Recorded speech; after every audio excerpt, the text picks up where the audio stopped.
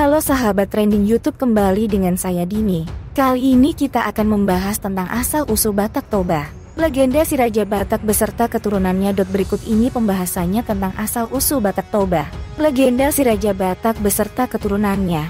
Tapi sebelum menonton, jangan lupa untuk klik tombol subscribe dan nyalakan loncengnya, agar nanti video baru dari channel trending YouTube akan memberitahu kamu kalau ada video baru. Terima kasih, selamat menonton.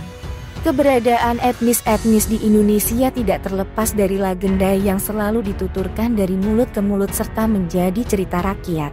Seperti hikayat Putri Hijau dari Tanah Deli atau Jaka Tingkir dari Jawa, etnis Batak Toba juga mempunyai hikayat yang hingga kini tetap hidup di tengah masyarakatnya. Konon, perjalanan etnis Batak dimulai dari seorang raja yang mempunyai dua orang putra. Putra sulung diberi nama Lontungon dan kedua diberi nama Isumbawan. Setelah keduanya dewasa, mereka menghadap sang ayah yang juga raja di daerah itu. Kedua anaknya meminta ilmu sakti. Sang ayah menyanggupi, namun dengan syarat keduanya harus membangun tempat persembahan di atas bukit yang bernama Pusuk Buhit. Setelah itu, selama 7 hari 7 malam kedua anaknya tidak bisa ke tempat itu sebelum waktu yang ditentukan tiba. Setelah 7 hari 7 malam terlewati, sang raja beserta kedua anaknya pergi ke Pusuk Buhit. Di sana, mereka menemukan 2 buku yang disebut sebagai buku lapak bertuliskan surat Batak. Setelah itu, selama 7 hari 7 malam kedua anaknya tidak bisa ke tempat itu sebelum waktu yang ditentukan tiba.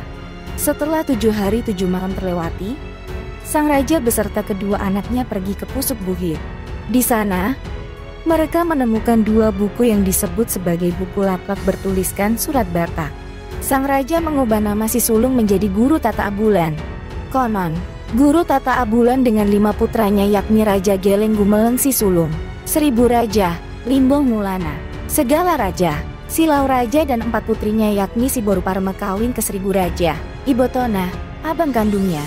Bunga Haumasan kawin dengan Sumba, Ati Hasumasan kawin ke Saragi, dan Nantinjo konon jadi Palawa Malau. Suatu hari, Seribu Raja menghadap ayahnya untuk memberitahukan mimpinya. Dalam mimpi itu ia mengatakan agar ayahnya mengantarkannya ke Pusuk Buhit. Di sana dia tampak menjadi seorang yang sakti dan kelak abang dan adik-adiknya tunduk dan menyembahnya. Ayahnya tertegun dan bertanya lagi, tapi yang menjawab adalah Geleng Gumelang. Padahal yang bermimpi adalah Seribu Raja. Saat itu juga Geleng Gumelang berkeinginan untuk bisa ke Pusuk Buhit. Ayahnya mendukung Geleng Gumelang pergi ke Pusuk Buhit. Tapi Seribu Raja tak mau mengalah. Sehingga terjadi pertengkaran dan Seribu Raja pergi meninggalkan ayahnya. Di Pusuk Buhit, sang ayah menempa Raja Geleng Gumelang menjadi Raja Sakti yang namanya diubah Raja Uti. Sementara Seribu Raja yang melarikan diri ke hutan tidak mau lagi menemui ayahnya Guru Tata Abulan. Raja Lontung dalam penelusuran penulis di Samosir diceritakan pada suatu hari ketika Seribu Raja sedang beristirahat dalam pengembaraannya, lewatlah seorang gadis cantik yang sangat jelita bak bidadari dari kayangan dan menarik perhatian Seribu Raja. Karena tertariknya, Seribu Raja pun membuat pelet mistik penangkap wanita supaya wanita itu lengket. Pelet itu diletakkan di atas tanah yang akan dilewati gadis cantik jelita itu. Tapi apa yang direncanakan Seribu Raja bukanlah menjadi kenyataan karena takdir berkata lain dan justru yang lewat dari tempat tersebut adalah adik perempuannya sendiri bernama si Boruparma yang datang mengantar makanan untuk Seribu Raja. Boruparma yang tadinya biasa-biasa saja menjadi jatuh cinta kepada abangnya, padahal dalam adat Batak hal itu sangat tabu. Tetapi karena pelet Seribu Raja, semua berubah hingga akhirnya mereka menjadi suami istri. Ketika Guru Tata Abulan mendengar kedua anaknya telah menikah, dia murka dan mengusir Seribu Raja. Sebelum pergi, Seribu Raja memberikan sebuah cincin kepada adik yang juga istrinya dan berpesan bila anaknya lahir diberi nama si Raja Lontung, Raja Borbor. Dalam pengembaraannya, Seribu Raja bertemu dengan seorang raja yang bergelar Raja Nihomang.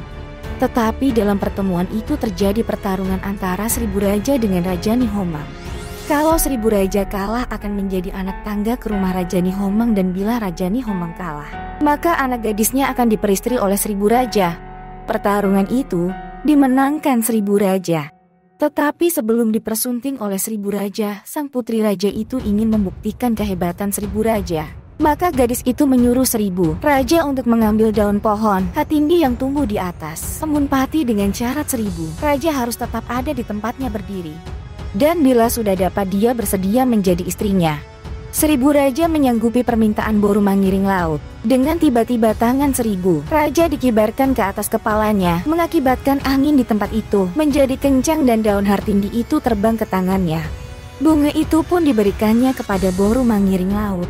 Setelah menikah, nama Boru Mangiring Laut diganti menjadi Hutalolung, artinya kalah bertanding.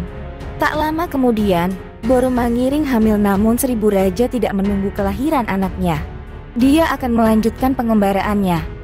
Dan sebelum pergi dia memberikan sebuah cincin sakti. Pesan terakhir Seribu Raja bila anaknya lahir diberi nama Raja Borbor.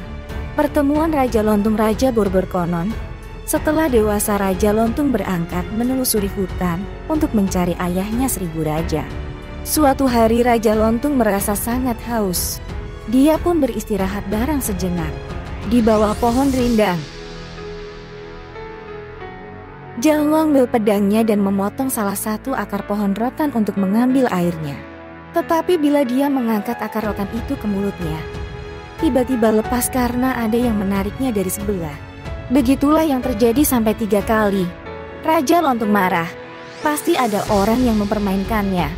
Sekali lagi Raja Lontung menarik rotan itu kuat-kuat, sehingga terjadi tarik-menarik.